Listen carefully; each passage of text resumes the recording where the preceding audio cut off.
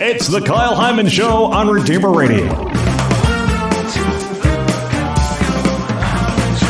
This is Kyle Hyman, and joining us to talk about running is a professional screenwriter. He's written for Fox, Cartoon Network, and the Hallmark Channel. Thanks for being here, Chris Easterly. Yeah, thank you for having me.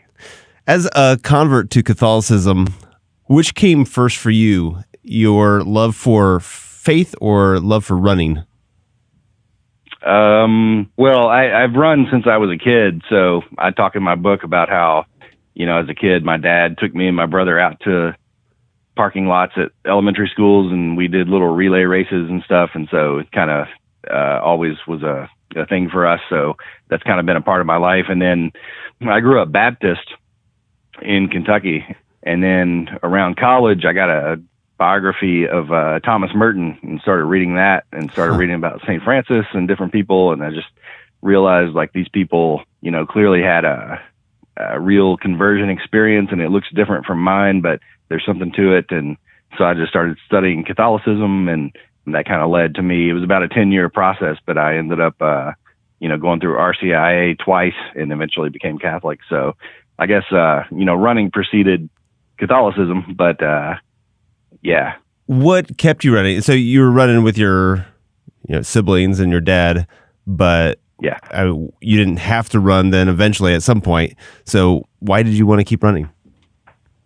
Yeah, I think it was just, one reason is just, to kind of try to stay in shape and, keep the pounds off and stuff. But also just enjoyed the experience of getting out there. And when that occasional runner's high that they talk about that you get, it's not, I talk about that in the book, but you can't always count on it. But occasionally you get that kind of runner's high where the endorphins kick in and you just feel this great feeling. And it's kind of a natural blessing, I think, from God, that allows you to experience a sort of suspension between heaven and earth, that you're doing something good for your body, but it's also good for your spirit. So at what point do you think you made the connection, at least on some level, that your running was a spiritual experience, or that you were able to pray or think about running in a spiritual way? Yeah, I don't know. I mean, I ran, on my track team in high school, and I wasn't a Christian then, and I enjoyed it. But then I became a Christian when I was like a junior in high school. And then went to college and just kept running and would run around the campus at University of Kentucky where I went to school. And I think and then I moved out to Los Angeles to pursue a career in screenwriting. And I think it was more out there that I realized, okay, like it's not just because it feels good or because it helps you stay in shape, but there's something, it allows you time to sort of seek God, to pray, to think, to meditate. And then I started developing this idea of, well, really you can offer up anything as a prayer. And so why not offer up your run as a prayer and just sort of as a physical offering of praise and thanksgiving to God for the ability to be able to do it at all, to be able to move, and also as intercession for others who can't do it and that kind of thing. So yeah, it seems like between looking at the book and hearing you talk at two different levels here. One, I feel like it's the downtime that helps us. And I know personally, times that I was working in a factory or on a retreat or was spending intentional time in like adoration or things like that. Those times where I had downtime, I had time to think and time to listen and time to pray are times where I've really felt closest to God. But also the second part of that is the exercise or being out in nature and the way to kind of connect with God in that physical level. Would you say that those are two kind of aspects of running that really help you spiritually? Yeah, I think so. And I think, I wrote this book from a Catholic perspective because I'm a Catholic. So necessarily it's going to include those kind of insights and stuff. But I think running is such a sort of fundamental activity that, is inherent to all humans. We've run to run away from danger, or we've run into battle, or we've run, to be healthy or to pursue food or, and I think pursuing that, it's a sort of fundamental spiritual thing that's part of all of us. And so, when you incorporate that with your faith, you realize like, okay, this is something God created us to do. And so it can all be part of one big thing that, an offering of worship and praise to God. So which would you say is greater, the impact that running has had on your faith or the impact that your faith has had on your running? I think probably faith has had on my running, because I think, in all areas of my life, my faith hopefully impacts every aspect of my life, whether it's home life or work or running or, play, that kind of thing. So I think faith sort of informs my running as opposed to running telling me about faith. But, running is definitely, one of those things that opens up the mysteries of God to me. Sure. We're talking with Chris Easterly. The book is The Catholic Runner, 30 Days of Motivation and Inspiration. And this 30-day program here, I feel like it's very short reflections that you have for each day that somebody could take some of these thoughts and prayers into their running. What was your goal for this? Yeah, I mean, initially I was just kind of like, I enjoy running. I enjoy thinking and talking about my faith. So I thought I would like to share kind of my stories about my running experiences and my insights. I thought that might be fun, just fun to do, to share with people, and maybe it would help them. So I decided to write the book. And then working with the editors at Our Sunday Visitor, we kind of crafted that into a 30-day devotional. So initially, I didn't know if it was going to be sort of a memoir of running or, something else, but yeah, they basically said, well, what if we make it like sort of a 30-day devotional, and it kind of bite-sized chunks that can help people. And I thought that was a great idea. So we kind of formed it that way. And it's not just for serious runners. It could be beginner runners or people that maybe need a little extra motivation to start running who've never really ran in the past, right?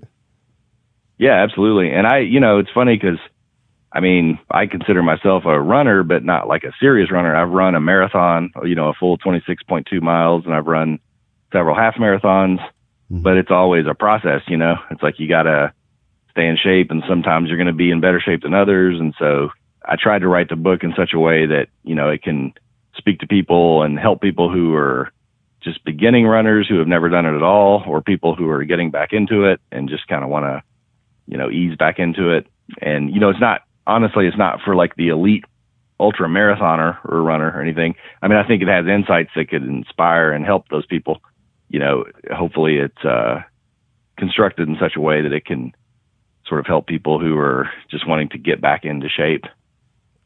Well, I think it hits both the very practical things for people that are looking to go out for a jog, but also the spiritual implications for people that might already be running. Like how can you get more out of that spiritually?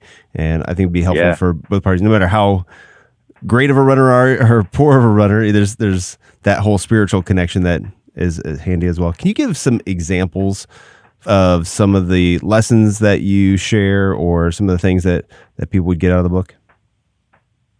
I talk about pursuing your personal best in one of the chapters. Every runner kind of has the PR, the personal record that they want to achieve. And I remember running a half marathon through wine country in Southern California one time, and just thinking, I'm going to do my best. And, I was going to listen to my iPod, but I turned off my iPod. I thought I'm just going to run, and then I'll take a break to walk every now and then. But I just kind of felt good. And so I kept running. And then when I got to the end of the race, I realized, I was under 2 hours, and that was the best time I had ever had for a half marathon, because I had always run half marathons at about 2 hours and 15 minutes or something. And so I saw the clock up ahead, and it was like 1 hour and 58 minutes, and I thought, oh man, I got a chance to beat this. And so I just kind of kicked it into high gear and ran forward and did that. And so I think, that's just one story about how if you're training and being consistent and that kind of thing, you can do more than you expected.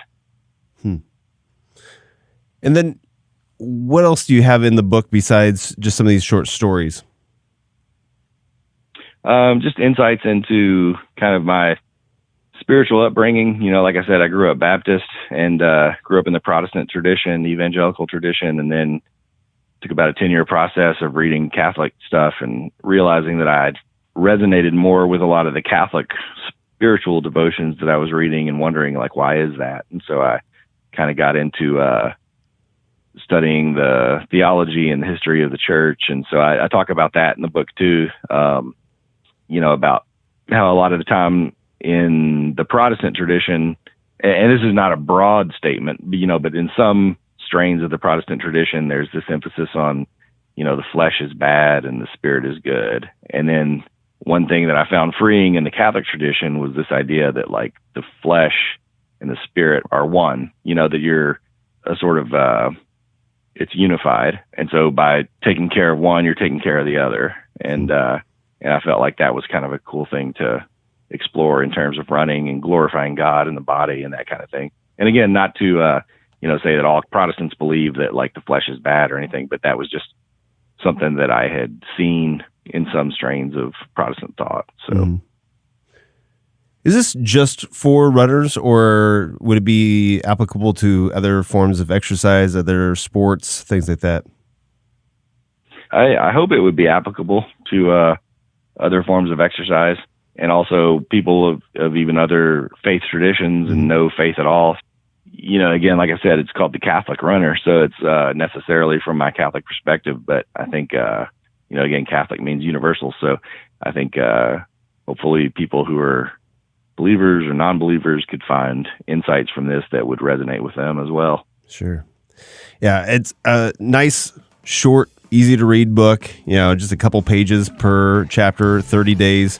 You read the whole thing, and then each chapter starts with a scripture, has a reflection, and then a prayer and a little running tip or suggestion on your run. So people could just crank this out in a month with just a little bit of effort each day, or a great gift too for like your Catholic high school track team or whatever. So a great idea. And where can people get a copy of the book? They can find it on Amazon, Barnes & Noble, Catholic bookstores. So it's available in physical bookstores, but also you can get it online at Amazon and Barnes & Noble, our Sunday Visitor. Sure. It's called The Catholic Runner, 30 Days of Motivation and Inspiration. Thank you so much, Chris Easterly. Appreciate it. All right. Thank you.